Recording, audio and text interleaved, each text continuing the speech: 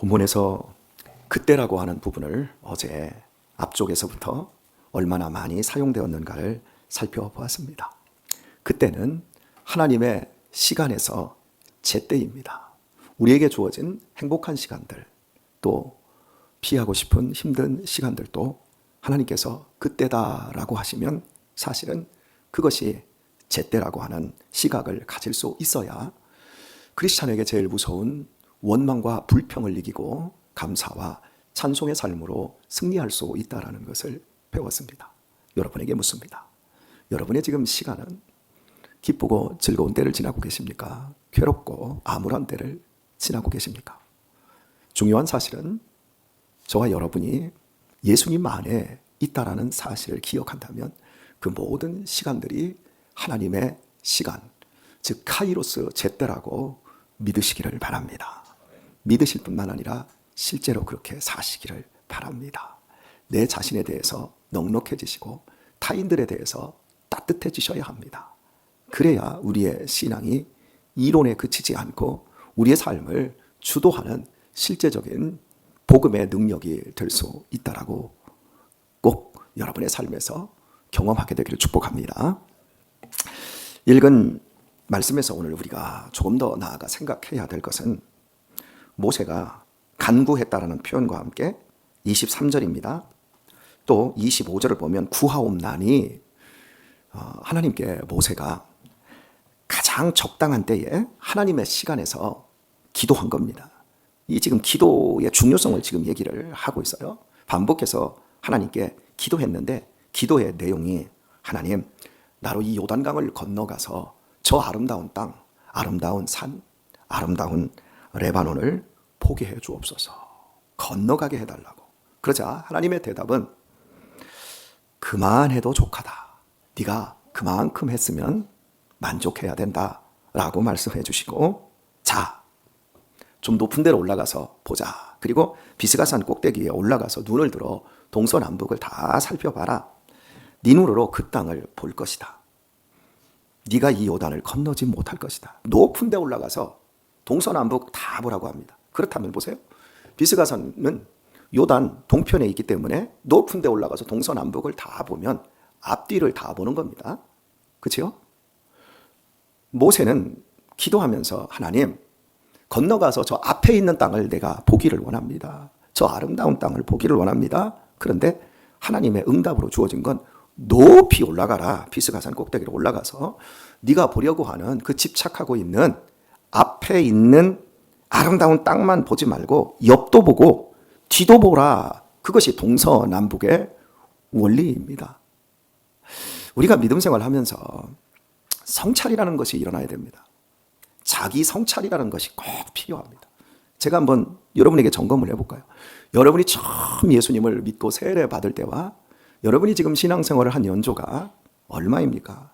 저 같은 경우에는 저는 한 30년이 훨씬 넘고 40년 훨씬 넘었죠. 어쨌든 간 그 많은 세월 속에서 처음 보았을 때 교회를 보고 또 교회의 여러 은혜로운 것, 질서, 그 안에 주어지는 사건들을 보고 또 제 안에서 제가 예수님을 만나고 보고 이게 처음 시작했을 때와 같아요, 틀려요? 전혀 다릅니다, 여러분. 여러분들도 마찬가지일 겁니다. 여러분이 처음 예수님을 믿고 교회 와서 그리고 세례받고 그 무렵과 지금 여러분의 신앙의 연조 속에 있는 여러분의 생각의 틀을 한번 그리고 여러분의 그 삶의 모습을 한번 살펴보세요. 많이 바뀌었지요. 많이 다르지요.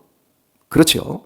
그런데 이게 똑같다라고 한다면 우리 안에서 자기 성찰이 일어나는 것이 아니라 자기 합리화가 일어난 겁니다.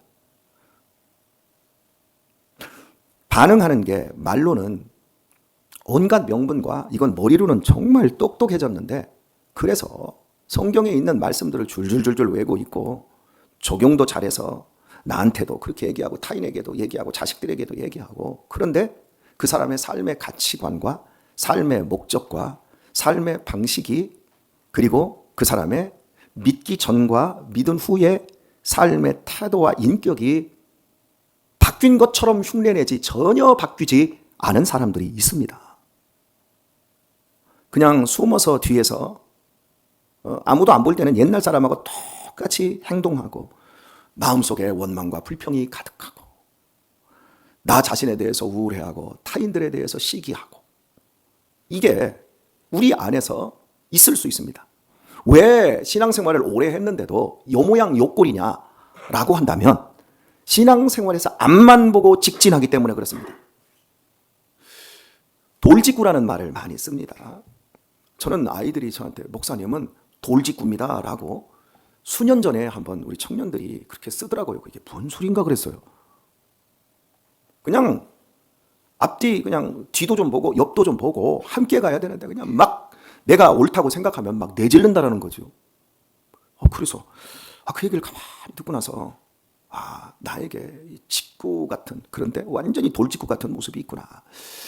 이 부분을 고쳐야 되겠구나. 나이가 먹으면서 주변에 사람들이 없다라고 하는 건 나를 돕고 나를 지지하고 나와 함께 밥 먹고 나와 함께 삶을 나눌 사람들이 없이 그냥 나이 먹어서 방 안에만 틀어박혀서 마누라만 들들들들 볶아대고 또 남편만 막 이잡듯이 잔소리로 잡아대고 하는 이런 사람들이 주변의 사람들을 다 놓치는 거예요.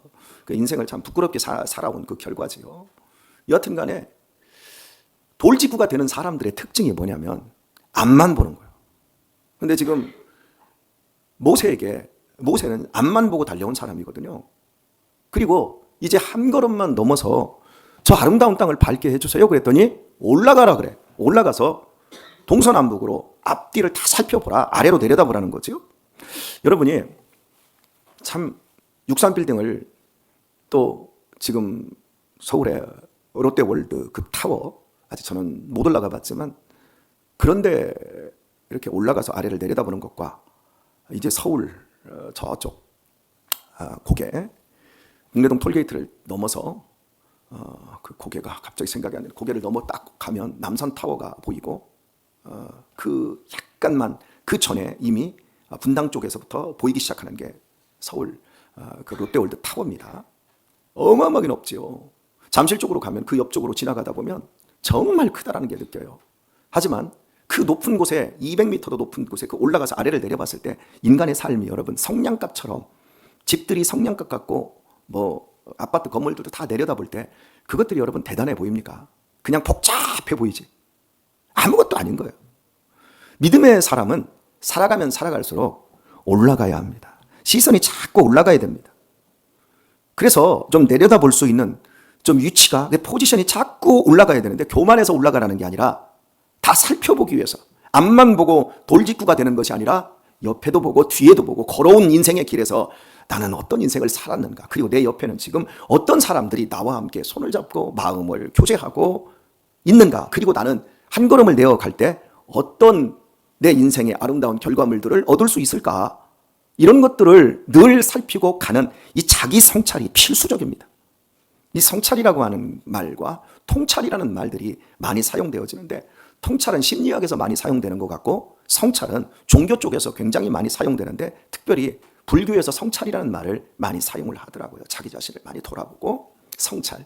근데 이 성찰이라는 단어는 뭐 철학적인 단어도 심리학적인 단어도 종교적인 어떤 단어도 아니라 우리 인간들이 생각하는 존재이기 때문에 근본적으로 자기를 생각할 수 있고 자기를 객관적으로 돌아다볼 수 있는 그 단어로 하나님께서 우리 모두에게 허락된 것이지요. 그런데 우리가 지금 말씀을 듣습니다. 이렇게 말씀을 들을 때 여러분은 지금 생각 속에서 치열하게 일을 하고 있습니다. 나는 그럼 동서남북을 바라보고 있까? 목사님이 돌직구라면 난 돌직구 아닐까? 우리 전용권 집사님은 돌직구 아니에요, 겨요. 돌직구 맞죠? 예, 직구입니다, 직구. 우리 엄장로님은 어떻게 생각하세요? 돌직구세요, 아니세요? 돌직구세요? 예. 이제 다 그 분위기로 가야 되는 우리 최종국 집사님은 돌직구예요, 아니에요? 맞아요. 예. 오늘 이렇게 본문을 살피면서 나는 돌직구였구나. 이게 나한테 깨달아져야지. 우리 교회 누가 돌직구지? 누가 그냥 모임에서 그냥 대책 없이 막 그냥 하고 싶은 대로 말하고 저지르지? 누구지? 이석봉 집사님이지. 돌직구. 권사회에서는 돌직구가 누구지? 그 고명자 권사님이지. 뭐 이제 이런 식으로 여러분이 설교를 들으면 이건 자기 통찰이나 성찰이 하나도 안 일어나고 뭘 하고 있는 거냐면 자기 합리화를 시키고 자기를 방어하고 있는 거예요. 저 말은 내 말이 아니야. 그러면서 이거 오늘 저 설교 꼭 누가 들었으면 좋겠다. 이제 좀 이렇게 자기 성찰로 가고 자기 방어로 가는 거죠. 이런 사람은 하나도 안 변합니다, 여러분. 이런 사람은 마지막까지 하나님, 나 저기 건너가고 싶어요. 나 좀 건너가게 해주세요. 이러면서 끝까지 때를 쓰면서 하나님 앞에 징징댈 수 있다는 거죠. 오늘 이 아침 조금 더 우리의 포지션을 좀 높게 올려서 세상을 보십시오. 정말 이 세상 속에서 우리가 어떤 인생을 살아왔는가? 예수님을 믿기 전 세상과 예수님을 믿고 난 후에 우리가 세상을 바라보는 기준이 얼마나 달라졌나? 내가 예수님을 믿기 전에 예전의 삶과 지금까지 헤쳐나온 그 삶을 한번 비교해 보시고 지금 내 옆에 누가 있는지 한번 살펴보십시오. 어떤 사람이 지금 남아있는지 한번 살펴보세요. 어린 시절에 꼬마였을 때의 그 친구들, 청소년기에 죽고 못 살았던 그 친구들, 결혼하기 전에 이성적으로 또 만났던 여러 사람들, 그들과의 감정 교감과 사랑에 눈 떴고, 그리고 결혼하고, 그리고 우리의 혈육인 친척, 형제, 동기간들, 그런 사람들과 지금 살아왔던 시간들을 살펴보면 지금 내 옆에 누가 남았는가 보세요. 누가 나에게 가장 많은 영향력을 주고 있고, 누가 나에게 기쁨을 주고 있고, 누가 나에게 갈등을 남겨주고 있는가를 한번 살펴보세요. 그리고 나는 내 옆에 있는 사람들에게 돌직구인지 아니면 따뜻한 나이스 캐치 하면서 포수처럼 다 어떤 돌직구도 받아내줄 수 있는 그 넉넉함으로 내 자리를 고수하는지. 저는 야구 경기에서 정말 그 포수가 보면 불쌍해 죽겠어요. 그 돌직구들이 날아올 때 그걸 다 받아내지 않습니까? 160km대를 150km, 160km대 이 공이 날아올 때 여러분, 이건 일반인들은 반응을 못 한답니다. 그런데 그걸 받아내고 거기에 온갖 변화구 이런 것들이 막 공이 휘어들어오는 걸 받아내잖아요. 이걸 못 받아내면 뭘로 하죠? 온몸으로 브로킹을 하더라고요. 그 무섭게. 그러다가 결국에는 이 정강이 이런 보호대가 있지만 이런 것들이 그 사이를 뚫고 공을 맞으면 그냥 떼굴떼굴 굴러가지고 아파하는 이 장면들을 이 포수도 봅니다. 그리고 포수는 어떻게 하잖아요. 무릎을 꿇어요. 쭈그리고 앉아요. 그냥 자기 무릎이 착살나죠. 그리고 뭐 이 블로킹을 할 때는 무릎을 탁 꿇면서 막 온몸으로 그냥 공 하나를 막아내요. 그러다가 공이 뒤로 빠지잖아요. 그럼 사람들이 저 자식 그런 것도 하나 못 받아냈다고. 그래가지고 또 스틸해가지고 3루에서 이게 두르고 앉아가지고 1루에서 2루를 훔치려고 하는 도루 주자를 또 잡아내야 되고. 야, 여러분, 포수가 가만히 앉아서 하는 게 아니라 끊임없이 일을 해야 돼. 저는 그 모습을 보면서 저게 크리스찬이다. 저게 정말 믿음 생활을 잘 해낼 사람의 특징이다. 의도 터지는 거 제일 많이 해야 돼요. 그리고 옆에서 여러분 누가 있죠? 타자가 공을 치기 위해서 배트를 휘둘러다가 잘못하면 포수가 맞는 경우가 종종 생기지 않습니까? 그러다가 이제 공이 외야로 나갔다가 딱 들어오는 거 공을 받아가지고 저 뛰어들어오는 타자와 온몸으로 막 부딪혀서 달려들은 타자 그 주자를 온몸으로 막아내면서 아킬레스 막 끊어지기도 하고 부딪혀서 실려나가는 이런 모습들도 보게 되어집니다.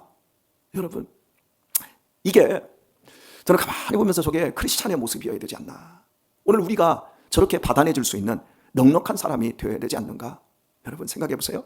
읽은 본문에서 모세는 가장 적당한 때, 어려운 때도 아니고 너무너무 좋은 때, 하나님의 그 카이로스 시간이 융성해졌을 때 하나님 나로 저기 건너가게 해주세요. 여러분 이건 구해야 돼요? 안 구해야 돼요? 이걸 구해요. 왜냐하면 내일 민수기 20장 얘기를 좀 할 거예요. 왜 도대체 하나님께서 그 못 건너가게 하느냐. 민수기 20장에서 무리바 사건이 있습니다. 물을 하나님께서 반석에서 내게 하실 때 반석을 명하여 물을 내라 말만 하라고 했는데 모세가 화를 냈어요. 화를 내면서 반석을 지팡이로 2번 칩니다. 그래서 하나님께서 곧바로 말씀하는 게 아론과 모세, 너 형제는 가나안 땅에 못 들어간다. 단 한 번의 실수였습니다. 모세는 어제 어떤 사람이라고 그랬죠? 모세의 온유함이 지면의 모든 사람보다 위에 있다. 그런데 딱 한 번 화낸 것 가지고 이스라엘 백성들이 우리를 이 자리로 끌어내어서 죽이려고 하느냐? 우리의 짐승까지 다 죽이려고 하느냐? 물도 없는 이 광야에서 우리 죽이려고 하느냐? 원망이 대단했고, 그러자 모세가 그 원망 소리에 너무 화가 나서 딱 한 번 실수했는데 너 못 간다 그래요. 그리고 40년이 딱 지났을 때 모세는 그걸 기억한 거예요. 여러분, 하나님이 어떤 분인지를 기억한 거예요. 하나님은 말씀하신 대로 하시는 분이니까. 그러니까 슬그머니 가장 좋은 때, 하나님이 기분이 좋으실 때 나로 건너가게 해주소서. 그 땅 좀 보게 해줘서 건너가가면 해주세요. 건너가서 농사 짓고 살고 부귀영화 누리게 해달라고 한 게 아니라 건너가서 그 땅을 직접 보게 해주세요. 그러자 높은 데로 가. 너는 거기 못 가. 대신에 동서남북을 좀 봐. 그리고 끝이에요. 모세는 단 한마디도 원망하지 않습니다. 왜요? 모세는 40년 동안 받아내는 사람이었어요. 그리고 마지막에 하나님의 말씀 앞에 순복하며 자기와 맞지 않는 상황이지만 그것도 넉넉하게 받아내는 사람으로, 그가 얼마나 변했는지, 얼마나 성장했는지, 그가 하나님 앞에 얼마나 충성된 사람이었는지, 하나님이 어떻게 그를 그 원망과 불평 속에서, 그 광야의 그 고단한 지도자의 그 삶 속에서 모세가 과연 어떤 사람으로 변화되었는지 보여주고 있는 겁니다. 말을 하면서 사람들을 괴롭히는 사람들이 있습니다. 관계를 어렵게 하는 사람들이 있습니다. 말로. 그런데 말은 안 하지만 눈치로 사람을 공격하고 괴롭히는 사람이 있습니다. 여러분, 말로 괴롭히나 얼굴에서 인상으로 괴롭히나 똑같습니다. 하나님께서 싫어하는 잠언에 보면 7가지 죄가 있는데 흘기는 눈이 있습니다. 제가 여러분의 눈동자를 보면 여러분이 오늘 설교를 달게 듣는구나. 참 저분이 나를 참 좋아하고 나를 참 존중하려고 하는구나. 이게 보여요. 참 저 사람이 은혜를 못 받고 있구나. 또 저 사람이 참 마음이 가시 같구나. 저 사람이 나를 굉장히 어려워하고 있구나. 그 눈을 보면 알아요. 그런데 아주 대놓고 입을 삐쭉삐쭉 이거 이죽거리는 입이 있어요. 입이 쭉쭉 돌아가는 경우들이 있어요. 대화할 때 자기도 모르게 입이 이런 분들이 계세요. 그리고 자기도 모르게 눈을 가지고 쫙 째려보고 막 그 싫은 기색을 나타내는 분들이 있어요. 말만 가지고 하면 안 돼요. 그런데 입도 안 움직이고 눈도 안 움직이는데 사람을 공격할 수도 있습니다. 이게 사람입니다. 소극적으로 협조를 안 하는 거예요. 니네끼리 다 해먹어. 나는 안 할래. 말은 안 해. 나중에 많이 맞습니다. 하나님은 우리를 이 땅에서 잘 먹고 잘 사는 배부른 돼지를 만들지 않습니다. 우리를 생각 많이 하는 배고픈 소크라테스로 만들으셔서라도 우리를 성찰케 하시고 통찰케 하셔서 우리로 하여금 우리의 시각 시선들을 높게 만들어 주십니다. 그래서 우리를 훌륭하게 만들어 주십니다. 믿으시기를 바랍니다. 많이 맞으면서 어쩔 수 없이 올라갈래요? 아니면 스스로가 올라가면서 격려와 칭찬을 받으면서 올라가실래요? 오늘의 말씀을 맺겠습니다. 이 본문 가지고 한참 설교를 해야 돼요. 그래서 좀 여유 있게 좀 가도록 하십시다. 민수기 12장 7절을 보면 모세에 대해서 하나님께서 이런 말씀을 하세요. 그는 내 온 집에 충성된 자다라고 말해요. 모세는 당신의 집이라고 표현해요. 그는 내 온 집에 가장 충성된 사람이다. 하나님께서 대체 집이 어디 있어요? 그런데 온 집에 충성됩니다. 제가 왜 여기서 집을 꺼내 들었냐면 내일 너 그만 됐다. 건너가지 마라. 그리고 그를 비스가산 꼭대기에 올린 다음에 봐라 해놓고 그를 곧바로 천국으로 데려가십니다. 그런데 모세는 죽을 때 그 기운이 쇠하지 않았다 그럽니다. 건강한데 데려갔다 그래요. 그걸 이제 풀어내기 위해서 여러분에게 말씀드린 겁니다. 그는 충성된 자였습니다. 오늘 우리가 하나님 앞에서 어떤 사람인가를 보세요. 충성된 말로 내가 정말 괜찮은 사람이다 라고 사람들을 속여먹는 사람인지, 말은 하지 않지만 하나님이 보셨을 때 정말 너는 충성되다 라는 사람인지를 한번 우리 자신을 돌아봐야 합니다. 우리가 마지막에 요한계시록에 가면 네가 죽도록 충성하라 그리하면 생명의 면류관을 얻으리라 말합니다. 오늘 우리의 마지막 인생의 끝지점에서 하나님 나로 하여금 천국으로 들어가게 해주세요. 나를 좀 받아주세요. 그런 기도 할 필요 없어요. 내 삶이 매일같이 나 자신을 살피면서 앞만 보고 직진하는, 천국만 바라보고 직진하는 사람이 아니라 내 옆을 바라보고 내 걸어온 뒤를 돌아보며 감사하고 내 옆에 지금 내가 손잡아줄 수 있고 함께 밥 먹을 수 있는 사람이 있고 함께 차 마실 수 있는 사람이 있고 주일이면 만나서 왔어요. 아유 임자 얼마 안 남았어요. 함께 예배해 줄 수 있고 그런 사람들을 꼭 살피면서 가세요. 그 사람이 마지막에 이 모세처럼 충성된 사람으로 아무 말 할 것 없이 죽도록 충성만 하다가 주님이 부르시는 하나님의 집에 들어가는 겁니다. 우리 그렇게 살다 가십시다. 돌직구했던 인생들이 보수로 다 바뀌었으면 좋겠습니다. 자, 거꾸로 얘기합시다. 이제 최종국 집사님 좋은 보수 되시고, 우리 엄태경 장로님 진짜 더 블로킹 잘하는 보수 되시고, 예, 우리 전용권 집사님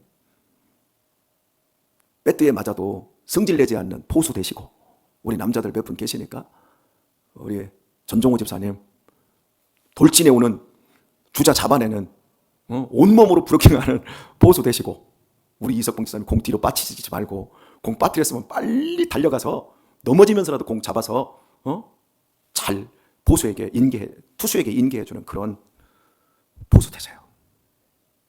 우리 그 삶 살아야 됩니다. 앞만 보고 혼자 돌직구로 나가지 말고 우리 정말 괜찮은 사람이 되었으면 좋겠습니다.